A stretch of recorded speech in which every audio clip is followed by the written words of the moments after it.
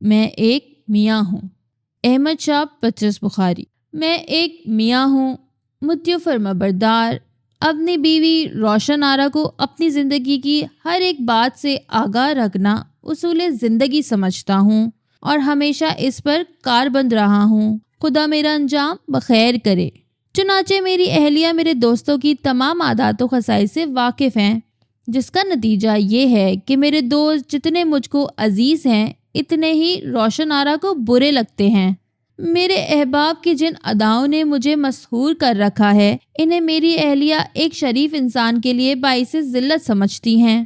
آپ کہیں یہ نہ سمجھ لیں کہ خدا نخواستہ وہ کوئی ایسے آدمی ہیں جن کا ذکر کسی معزز مجمع میں نہ کیا جا سکے۔ کچھ اپنے ہنر کے طفیل اور کچھ خاکسار کی صحبت کی بدولت سب کے سب ہی سفید پوش ہیں، لیکن اس بات کو کیا کروں کہ ان کی دوستی میرے گھر کے امن میں اس قدر خلل انداز ہوتی ہے کہ کچھ کہہ نہیں سکتا۔ مثلاً مرزا صاحب ہی کو لیجئے، اچھے خاصے اور بھلے آدمی ہیں، گو محکمہ جنگلات میں ایک معقول عہدے پر ممتاز ہیں، لیکن شکل و صورت ایسی پاکیزہ پائی ہے کہ امام مسجد معلوم ہوتے ہیں۔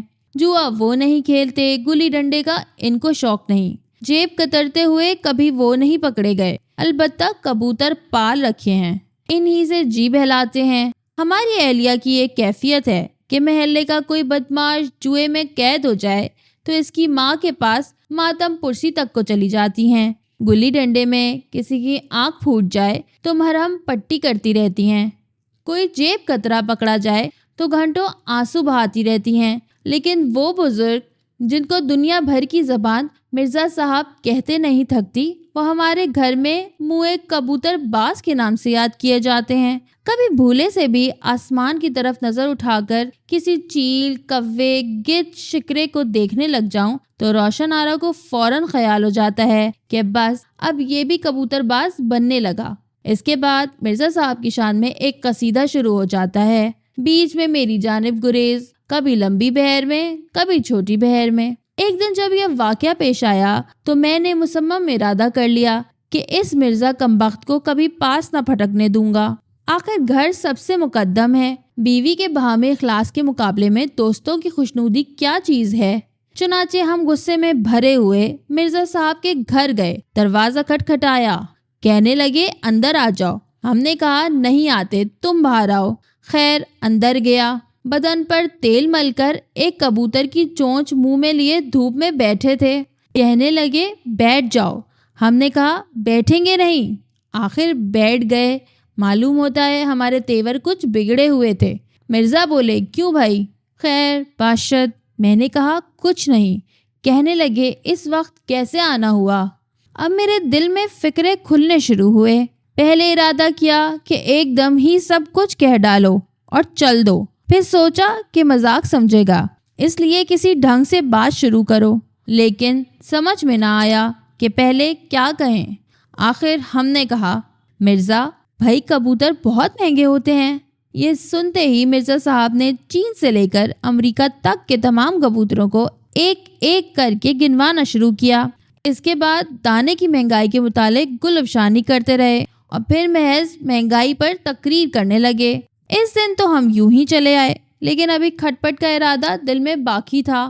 خدا کا کرنا کیا ہوا کہ شام کو گھر میں ہماری صلح ہو گئی۔ ہم نے کہا چلو اب مرزا کے ساتھ بگاڑنے سے کیا حاصل۔ چنانچہ دوسرے دن مرزا سے بھی صلح صفائی ہو گئی، لیکن میری زندگی تلخ کرنے کے لیے ایک نہ ایک دوست ہمیشہ کارآمد ہوتا ہے۔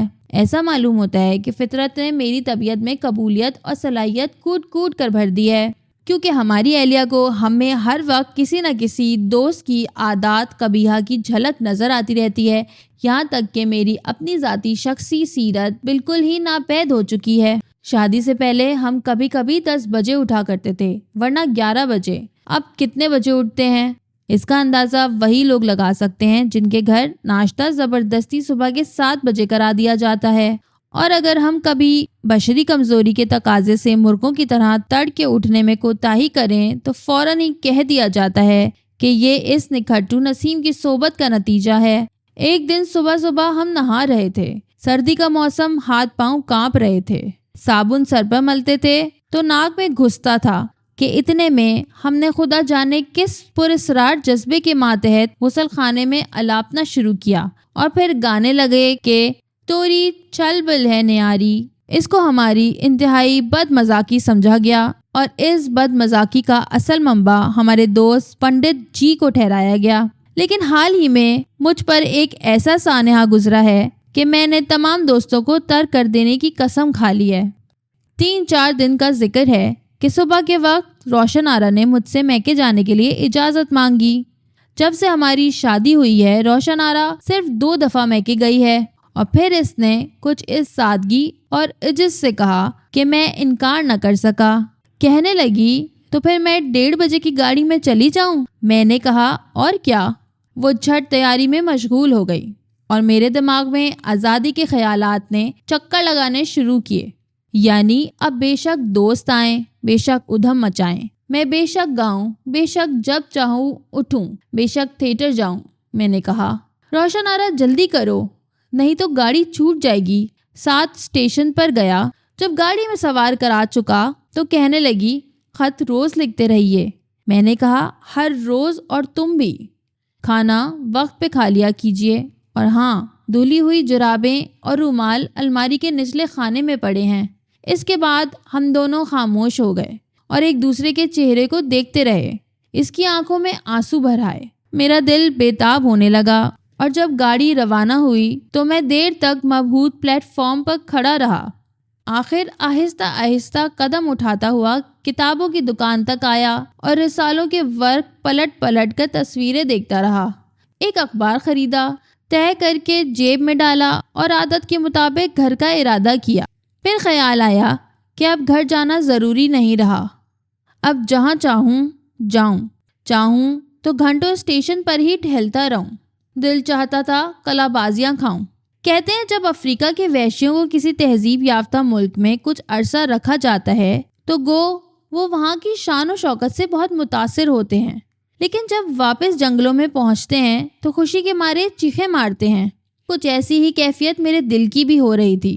بھاگتا ہوا اسٹیشن سے آزاد دانہ باہر نکلا، آزادی کے لہجے میں تانگے والے کو بلایا اور کود کر تانگے میں سوار ہو گیا۔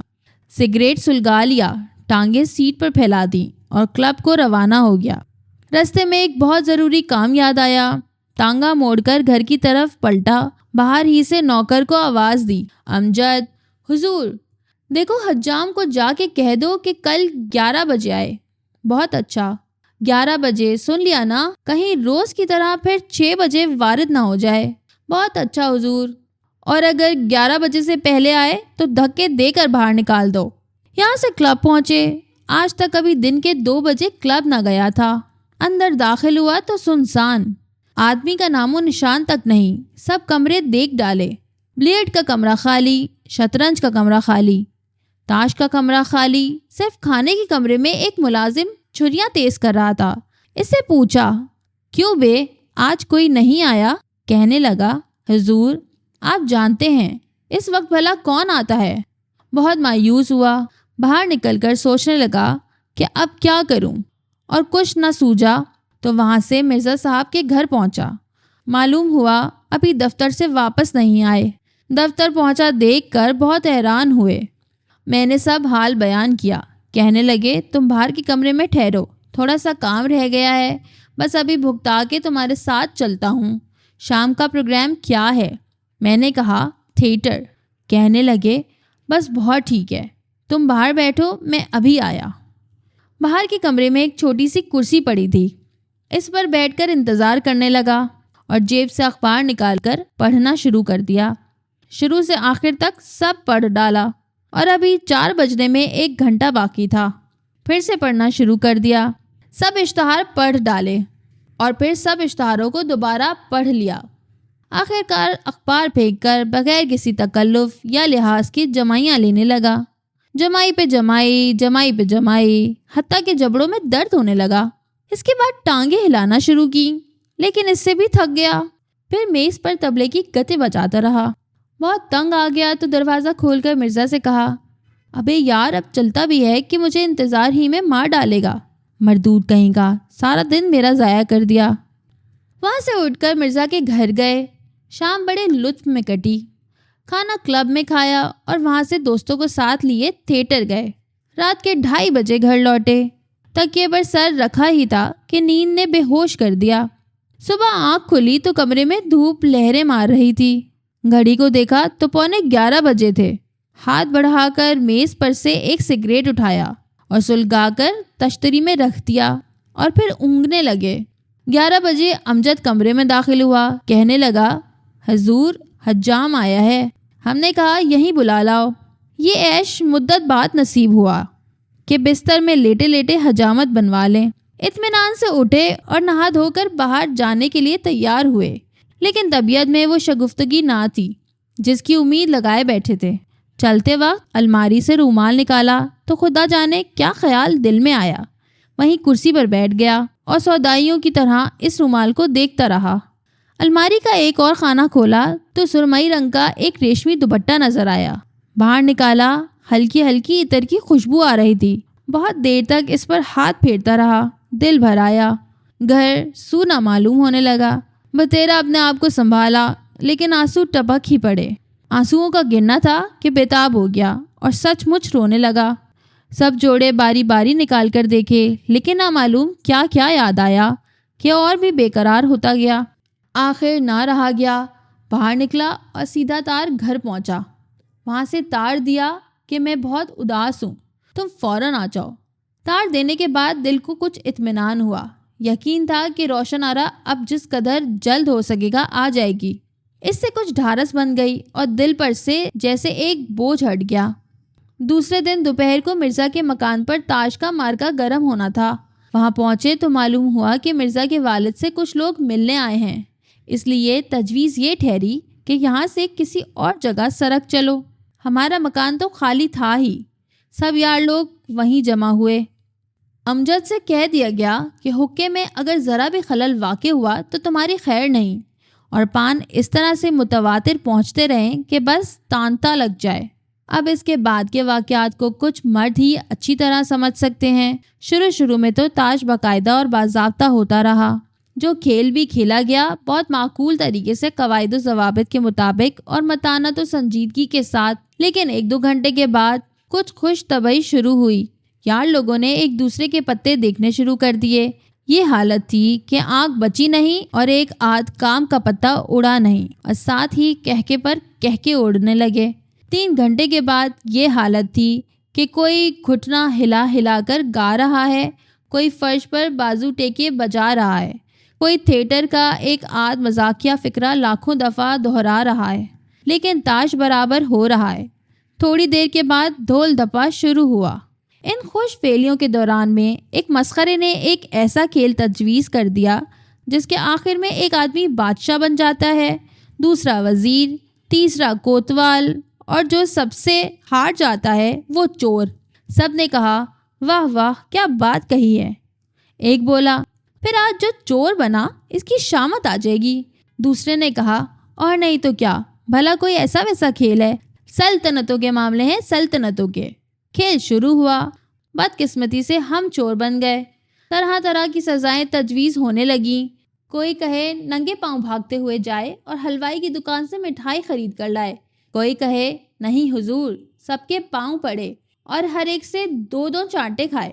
دوسرے نے کہا، نہیں صاحب، ایک پاؤں پر کھڑا ہو کر ہمارے سامنے ناچے۔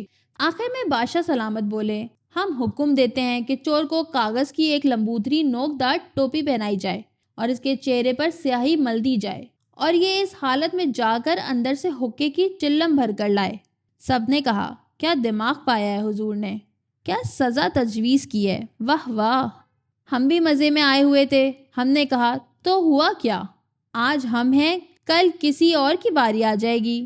نہایت خندہ پیشانی سے اپنے چہرے کو پیش کیا، ہنس ہنس کر وہ بےہودہ سی ٹوپی پہنی، ایک شان استغنا کے ساتھ چلم اٹھائی اور زنانے کا دروازہ کھول کر باورچی خانے کو چل دیے، اور ہمارے پیچھے کمرہ کہوں سے گونج رہا تھا۔